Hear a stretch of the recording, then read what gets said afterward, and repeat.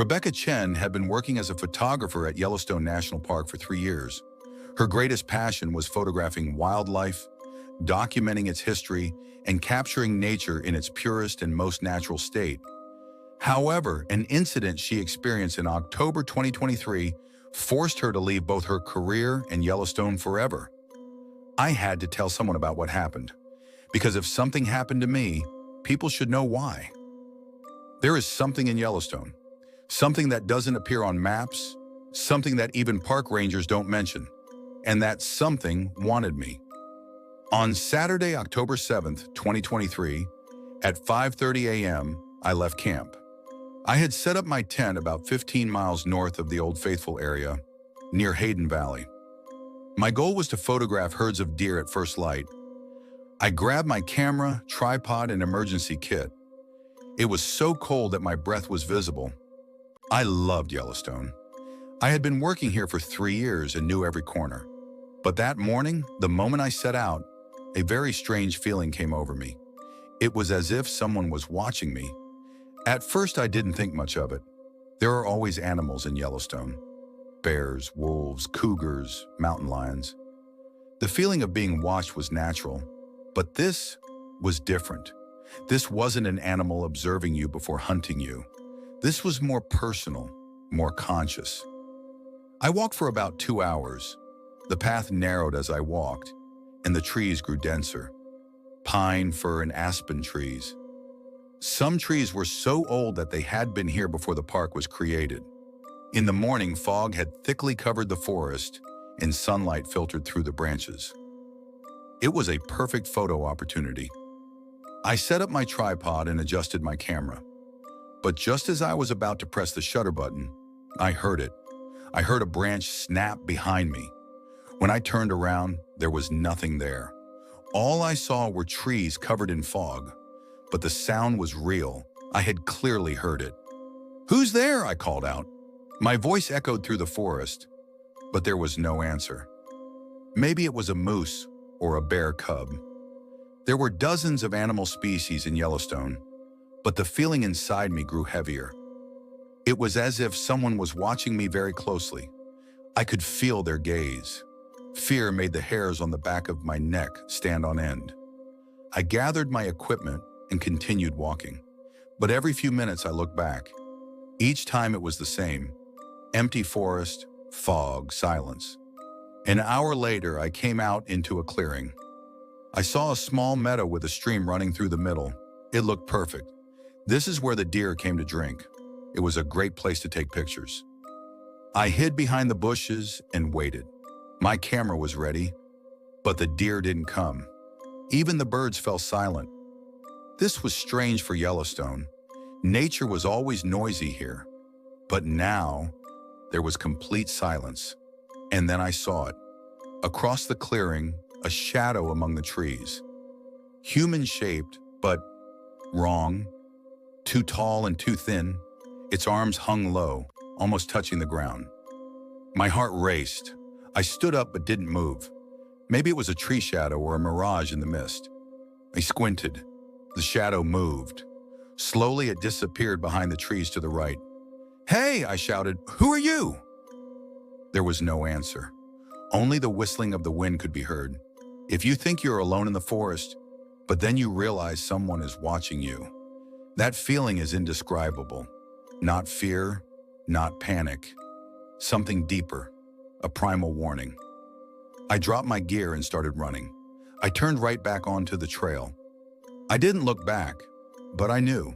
That presence was watching me. I knew it was watching me. It was afternoon when I got back to camp. I felt like I'd been running for hours, but only 2 hours had passed. I went into the tent and started shaking. Not from the cold, from the horror I'd experienced. I couldn't sleep that night. Every time I closed my eyes, I saw that shadow, those long arms and that wrong shape. The next morning, I tried to calm myself. I had imagined it. I was tired. The fog had tricked me. These were all reasonable explanations. But I had to take these photos. My boss was preparing an article for National Geographic and wanted more pictures from Yellowstone. I had to go back there. This time I chose a different route. I went to Lamar Valley. It was a more open area with fewer trees. I could photograph the wolf packs. I woke up at 6 a.m. and hit the road. The weather was even colder. There were lots of clouds in the sky. The wind was blowing and the logs were whispering. 2 hours later, I saw the valley. It was vast, open, and magnificent. Herds of bison were grazing. I heard a wolf howl in the distance. It was perfect. I got my camera ready and started shooting. The bison, the landscape, the clouds. Everything was perfect. But then that feeling came back. I was being watched. I looked up. On the other side of the valley, on top of a hill, was a silhouette. Human-shaped but still distorted. The same long arms, the same slender body. I grabbed my camera and zoomed in. I looked through the lens. The silhouette was still there, but I couldn't make out the details. It was blurry. I couldn't focus. The camera couldn't detect it. I took a picture. I pressed the shutter. The flash went off, and the silhouette moved. In a second, it descended from the top of the hill into the valley. I backed away in a panic. I gathered my equipment. My Jeep was a mile away. I had to run. But then I noticed that the bison were all running in the same direction, away from me. It was as if they were fleeing from something. After a while, I heard footsteps, but they weren't normal. They were very heavy and slow. Each step seemed to shake the ground. When I turned around, the silhouette was 100 meters away and coming towards me. Its gait was strange. It moved slowly and mechanically. Its head, it had no head. Or I couldn't see it. It was as if its head was vapor, constantly changing. I dropped my gear and started running with all my might. I was just running with the bison to survive. When I reached my Jeep, my lungs were burning. I opened the door and jumped inside. I started the engine. I looked in the rearview mirror. The silhouette was there, standing in the middle of the road, staring at me with its headless head. As soon as I pressed the gas, the Jeep took off.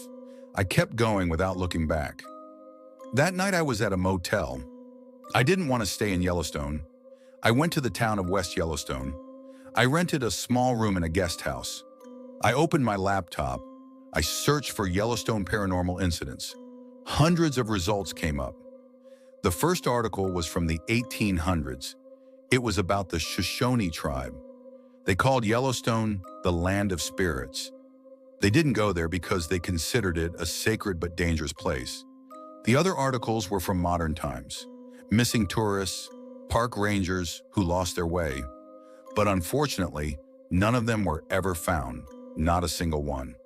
In 2015, 3 university students disappeared near Hayden Valley. Search and rescue teams found nothing. They lost their trail. In 2018, a park ranger reported seeing a silhouette in Lamar Valley. Tall, slender, humanoid, but not human. The report was filed but forgotten. In 2021, a photographer like me escaped from Yellowstone. He said he was being followed. No one believed him? He resigned too. Now it was my turn, but something caught my attention. All the incidents occurred in the same area. They happened between Hayden Valley and Lamar Valley, an area of about 20 miles. It wasn't marked on the map, but I marked it. I noticed something else. Every incident had happened during a full moon. Was this a coincidence? I checked the calendar. The full moon was in 2 days. I started trembling with fear. I shouldn't go back. I should stay away from Yellowstone. But I had left my camera there. All my equipment was there. Expensive gear, too. There was one more thing I had forgotten. I had taken a photo of that silhouette. If the photo was on the camera, it would be my evidence. I know it's a very stupid idea, but I had to go back. On the morning of October 10th, the day before the full moon, I entered Yellowstone again. But this time, I took a gun with me. What I was doing was illegal, but I didn't care. If I didn't say anything to the park rangers, they wouldn't notice. I went straight to Lamar Valley to where I had left my equipment. I got out of the Jeep and immediately scanned the area. It was quiet, but it wasn't a normal quiet. It was an oppressive, harsh quiet. I found my equipment. My tripod had fallen to the ground and my camera was cracked. But the memory card was still inside, so I took it out and put it in my pocket. Just as I was about to turn around, I heard a whisper, a very low voice from far away. "Rebecca!" I froze. She called me by name, but there was no one around. "Rebecca, come." The voice seemed to be coming from every direction, from the trees, the wind, the ground. I pulled out my gun and gripped it tightly in my hand.